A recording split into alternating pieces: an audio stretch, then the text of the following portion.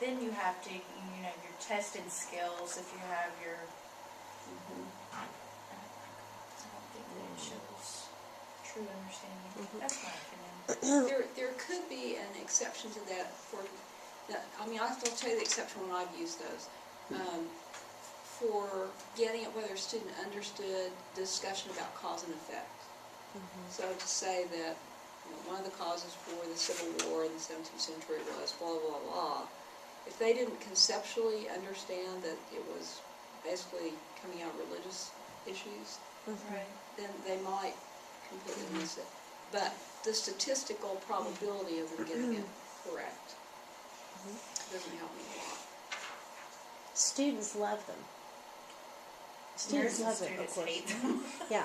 Well, I mean, just because they know they have a 50-50 chance of getting it right or wrong. I have seen, sometimes when I first started teaching, I would use true and false, but they would have to correct. If they marked it as false, they would have to correct it. I like that. And that is a little bit more involved that way. I like them for medication questions because basically you only have two choices: give the medicine or don't give it. And so I think those are real conducive to true and false. Okay. Matching items. Remember last week you took the quiz with matching items. We talked about pros of that. They're real easy for a teacher to create. You can do definitions relatively easy that way. What's one of the cons for matching items? Charlotte, you get one last week. Well, if you miss one, you miss two automatically, so I didn't think they were fair. Yeah, if you only Unless have... you're a really smart test taker and you list two answers, with the two that you weren't sure you'll get. Right, which I, as a test taker, I used to do. Or if Seriously? Well, I mean, it didn't say you couldn't use it twice, and I figured it had to be one or the other. So I put it on both of them. Yeah. But again, that's somebody playing the statistics of the test, which isn't really fair. So it tests your test-taking knowledge rather than the knowledge you're supposed to have. Now this number 3 at the top of page 469, if you stipulate that, or if you follow that advice, you can get around people working the test. Because then I couldn't have done. Right. Number 3 ruled out my ability to do what I told you I did. And also, I always do this, I put an extra answer on the matching. Because then when they get down to the end, if they got all but the last 2 right, and they know they have a 50-50 chance of getting the last 2 correct. So I'm matching 5 to 6 or 5 to 7. 5 terms to 7 definitions. Why? Because they can't guess as readily. It's like, if this matches this, and this matches this, and this matches this, and you know that the last 2 have to match, even if you don't really know why they match. So students always groan when they see that. The other thing that I don't use a lot of matching reasons why I don't use a lot of matching items is because they tend to be lower level types of questions. Doesn't get into critical thinking usually. You can create matching sets that do measure critical thinking, but you typically don't use matching for that. So. Okay, and then across on interpretive items, you can see there might be included like laboratory data, and then they would be assessing that data and I'm throwing a caution on that. Those take a long time to grade. You can't really give them to a student worker in an office to grade because they don't know what you would find acceptable or not acceptable.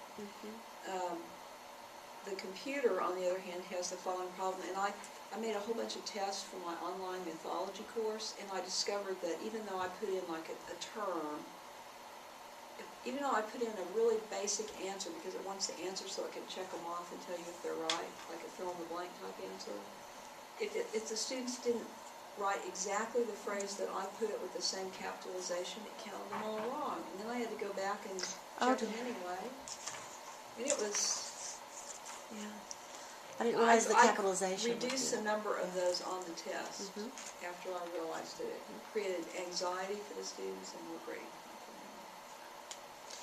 And you can see the chart and exhibit questions, which are similar. And again, same types of pros and cons there. Short answer and fill in the blank. I use a lot, well, a significant part of my tests are short answer. And I try to be as specific as possible. Like if I want a paragraph, I'll tell them that means 6 to 8 fully developed sentences. So they know what I'm looking for in a short answer. In an essay, I'll give them a certain number of words. And usually if I give essay questions, I have them do that on their laptops and then post it in Moodle where they can upload it or email it to, but typically it's posted in Moodle. Students are not used to writing a one-page essay, handwriting it anymore. So, typing. Do you have them handwrite short answers? I have them handwrite short answers, but not if I want like a one-page essay on something. If I do that, I usually tell them I don't count for spelling. Right. Because they have no corrective tool. Right. And sometimes for nursing, I mean, a misspelling on a term or a medication. It's really, especially a medication, could amount, be dosage. quite significant. But yeah, nurses are the worst spellers. Yeah. Most of the things, it doesn't really, like, I never can remember whether vomiting has one or two T's in it, and no one cares. We abbreviate everything, Yeah. so... Yeah, nurse writing looks a lot like texting. So do you have them type their essays in class? Yes. And they have to upload it there? Yes. Okay. Yeah. So I know that they're doing the work. Yeah. I do that for essay tests. And I circulate and make sure that they're not going out on the internet and finding something, But yeah, and it's that just works best for me. Something about medication is you don't have to spell it. It's all a checkoff. But the brand name medication, Oh yeah. there can be 100 generic names Yes. for the same medication. Yeah. It's really tough on the kids that pass meds. Yeah.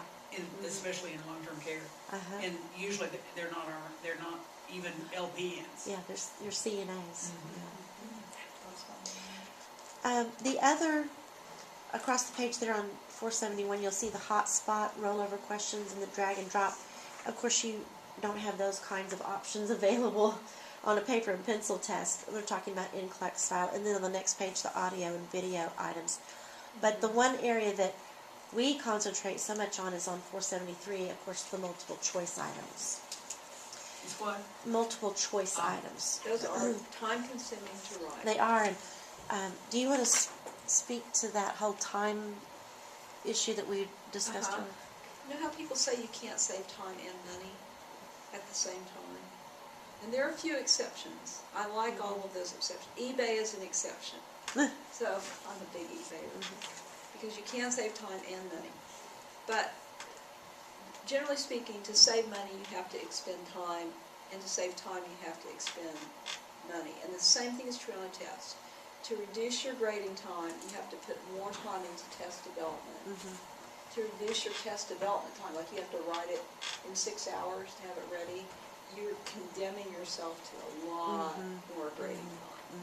So it's very, very difficult to figure out how to construct a test where I don't know how you can save time on the construction end and the grading end unless you use a test bank of items. Essay questions or short answer questions are very quick to write. You can type them up, but then the grading takes considerable time. So see what we're saying? It's like spending a lot of time on developing 50 really, really good multiple choice questions. The grading's this fast, especially if you use Scantron. So I think you have to think of testing Yeah. as, in terms of your time as an instructor, testing is going to take this much time. It's just a matter of, do I have it this week, I'm putting the test together, or do I have it next week to grade the test? But you use your test, you just rotate them from class to class, or rotate them from semester to semester. I do save them, and I do too. always paper tests I always get back from the students. We go Me over too, them in me too. class, and I require them to give them Mhm. back. And that helps build the reliability of your test, because when you can use an item more than once and you know it's a good measure, then you want to keep using that again. So that builds in the reliability of your test. So I have a question. The majority of nursing questions, and my schooling was CNA, LPN, ADN, bachelor's. So my education's nowhere near a traditional class. So when you have traditional nursing classes, the majority of my questions were applications questions. They were not give the definition of this. It gave you a scenario and you had to pick. Yes, yes. So are your multiple choice questions that we're writing, if they're application, you're still evaluating Oh, yeah. whether or not they're understanding, correct? Yes. So the test bank that we're building for next week, I can do it either way. Right. I guess is long term or long Let's way say- around of what my question was. By either way, you mean like have a short answer where they could discuss an application? Or Well, either craft your... the definition application, or, you know, this definition Yeah. as far as, or given this scenario, give me the answer, Right. basically. And Because Couple all of of mine things were there. applications. I Couple- never had any right. definition. a couple of things there that requires your students to have an higher level of thinking. They've got to be able to define the term. Right. They have to understand the definition before they can apply it. Okay. So in communication, I do that all the time. I tell them, when you study for your exam, you study the definition, but you also look at the example that's given if it's in a text-based course, or in your notes, things that we have talked about, stories that I have told. It's like, oh, that's what she was talking about there. I said, because you will have all scenarios. There will not be any define or matching. But you, as an instructor, have choices if you want them to write the definition or if you want to do matching. But application is the better way to go because they just memorize definitions. And The you don't other want them. thing, when you're talking about testing time for you, the instructor, that's the trade-off. Yeah. Spin it at the front or spin it at the back. The other thing to think about is how long your students have to complete the test. Yes. So asking them to do a whole bunch of short answer in 45 minutes, you can't, they won't be able to complete as many items as they would if they were true, false, or multiple choice or matching in that same 45 minutes. And if you're preparing them for NCLEX, they only get 90 seconds on each question. So, that's why they use so many multiple choice. But that becomes an issue if you're teaching the same class over several years. And one year you have a Monday, Wednesday, Friday class that has 50 minutes. Another year you have a Tuesday, Thursday class and you have an hour and 15 Yeah. minutes. So I like to keep a test bank so Yep. that you can adjust the test. The one type of testing tool that wasn't included in Billings and Halstead, that was in your DeYoung text, is essay. And that is, you can go, oh, I don't want to use that kind. However, it is something that you might want to consider if you are giving them a case study to work with, especially if it's like a smaller group of your senior nurses. You might use essay, or if you're wanting them to create maybe their personal philosophy of dealing with a dying patient.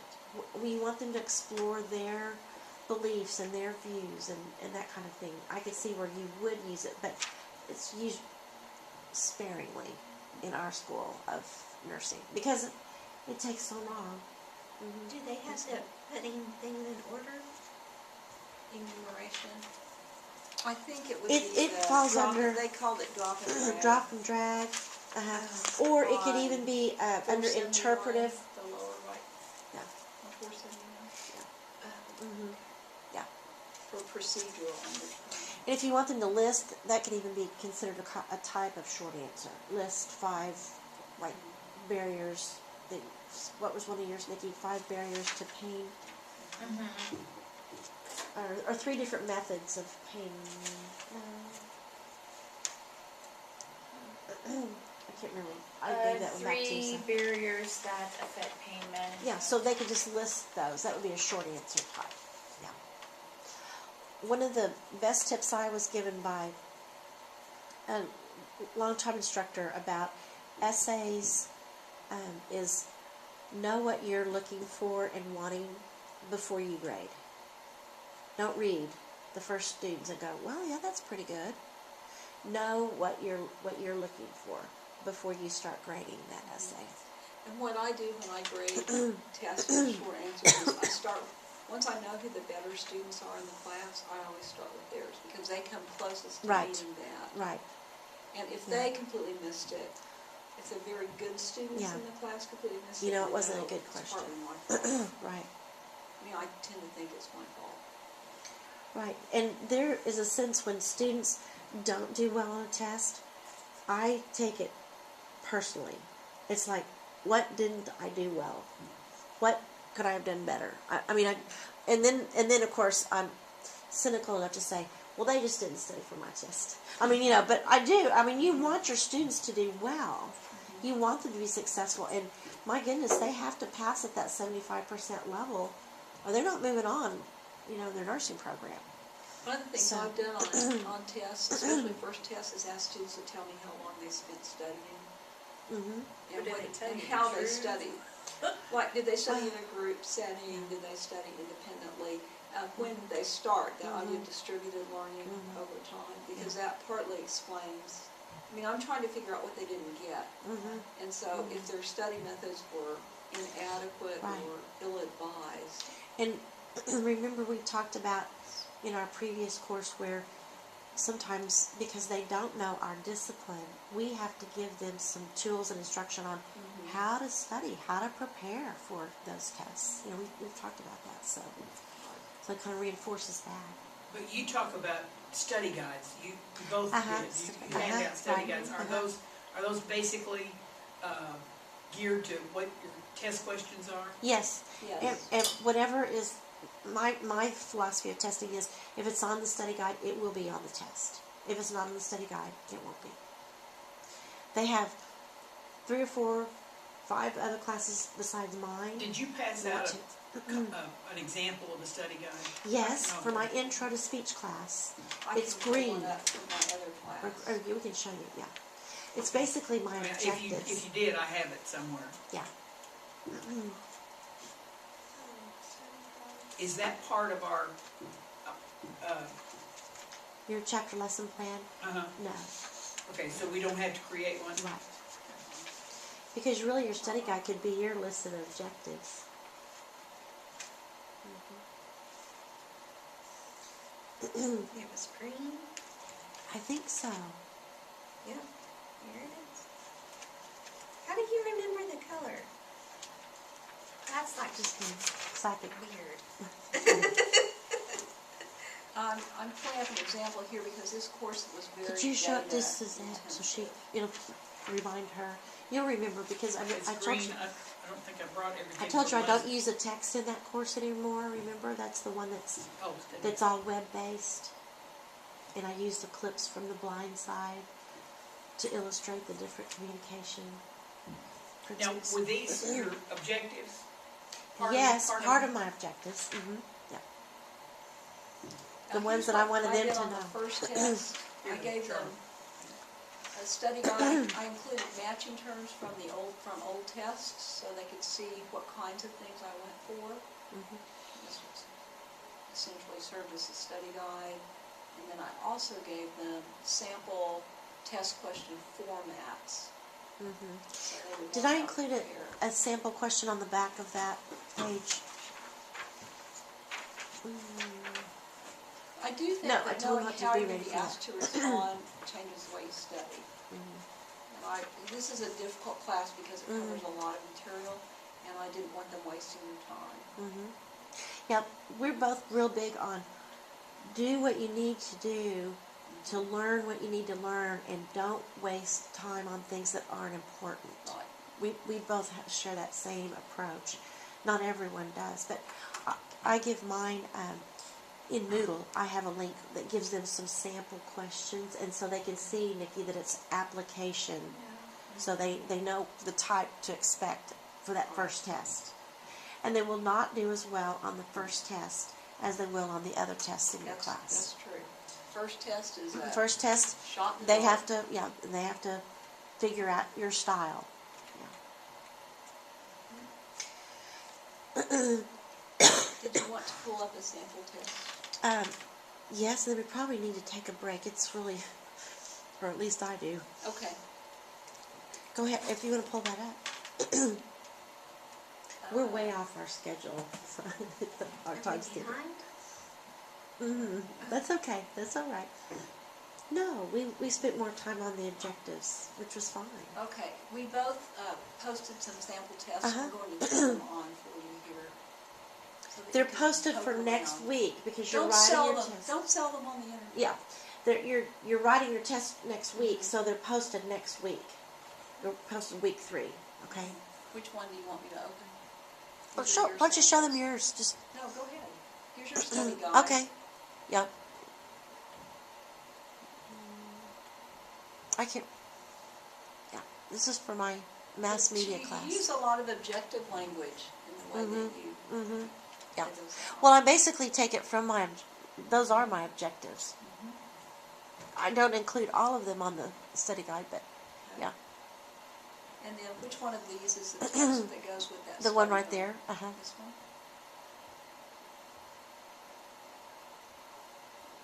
And you'll see that those are just basic definitions, and they are answering on an answer sheet. That's why there's not room Use for them each to word answer. once. And then multiple choice. And I do the same thing that Dr. Boyles does. I always tell them how much each is worth. Because when Yeah. it comes down to the end, if they've got 5 minutes and they can't do everything, they should know where to put their Right. time to the maximum point value. And then there'll be a section with short answer right here. And you can see they're very specific on what I want and how many points. And they answer those on notebook On their paper. own I don't paper. try to leave space. You never know how much space somebody writes large or small. So these are just samples from our disciplines. Well, why don't we take a How would you grade Quick- number 4, for example? on that one, they would have to make a couple of valid points from he's a researcher, on the impact of television on children, and so they would need to make a couple of valid points, whether they agree with him and why, or if they disagree and why. So the reasoning, you Right, I judge want to them know on their what they reasoning think about his research. and whether they know what his ideas Yes, are. yeah. And so if they just, I'll show you. It's Said, kind "I of it's an disagree," opinion. It's an opinion and question. they listed something totally crazy. But I'll tell you, then I'll tell you would- what happens most often on short answer. Students leave them blank. What? They are notorious for just leaving them blank. Yes. Yeah. And not answering them? Right. They'll answer anything that's objective. Like multiple choice, true, false, and matching. But short answer, I've had people who leave the whole section blank. They only want the baby Shoot. spoon fed. I know, it's really strange. Dr. Boyles mentioned trying So to... that they take a lower grade Yeah, because they don't know the answer or because they don't want to? I think answer? it's a combination of they don't know and they don't want to try. They don't care. After my first test in that class I showed you, I went through and looked at which items people missed most. So column B is each item on the test, and column A is how many people missed that item. So a bunch of people didn't know what happened in 871. How could they not know? Which, so, it was in the book, but I guess I didn't talk about it sufficiently in class, and in previous years, people got that one fine. So I just went through and looked to see one person misses, two person misses, but look, 10 people missed item 20, Mm-hmm. which told me something about their preparation or the question or something like that. So I always do that. I find that to be very instructive. Yeah, I do item analysis as well. And one For- other thing I would point out, I do have a test that I used in a class where people sat that close to each other, and I had a Form A and a Form B. Same questions, but the sections were moved around. The order of items was a little bit different on that matching. One thing I hate to say that. I know. Now, beg your I mean, pardon, they're sitting- when they sit close, you give them a different test. A different You don't trust form. your students. Well, in a large class with multiple rows that I can't walk around, this was a room where I couldn't walk around it, the rows were too close together. I figure that way they're not tempted. It's preventive. Yeah. They're not tempted. They always did that with us. And I just hand them out, I just interlineate them and I stack and I don't tell them, I just That hand was them out. 15 years ago. Are they not trustworthy? Who is trustworthy nowadays? I think it's an issue of Well- trustworthiness. I think it's I wouldn't do that if I had a classroom where they weren't, they can literally see. I mean, the other it's person hard to just cover, right here. when you're doing multiple choice down a sheet with the person next to you. I mean, Even your if eyes you can just didn't want to accidentally. see it, they're sitting so close Yeah. to each other. I mean, think of somebody next to you. I know I don't want to teach traditional students. Yeah. I mean, if somebody's sitting right next to you, Suzette. How does that surprise you? I guess I'm at my age, I'm still naive. I trust Well, I mean- everybody until they prove to be not trustworthy. Well, we've had experience where they've proven not to be And trustworthy, I so do we this just in- go on the I don't do preventive this in a side. class for majors. I do this No, in a general education ed. class. No, where I they understand. have But less again, that just motivation. reinforces I don't want to Yeah. teach there. traditional students. But it 18-year-olds. prevents I problems. can't relate to them. And it's fair. It's fair to the student. The student who doesn't look, tries very hard not to look, and then the person sitting next to Yeah. him who accidentally sees or maybe does want to see. Then the playing field is the Yeah. same for every Yeah, student. and a couple of times I've had like a good student who'll talk to me after class and say, I don't know if you noticed, but I felt like so-and-so was looking over at my paper a lot. Well, that makes the student uncomfortable. So Yeah, again, it it's to does. protect the student as well. Well, and then if they know that there's an A and then there's a B, then, you don't want the person that is studied and trying their best, and then you have somebody that is just there because mom and daddy's told them that they had to go to school. No, yeah. I've had some 22 and 23-year-olds in my class who have proven to be a challenge. Yeah. Not all of them. Some of them are very good, trustworthy students, but Yeah. some of them are awful. Right, so ready for a little break? Should we get a space heater? Your space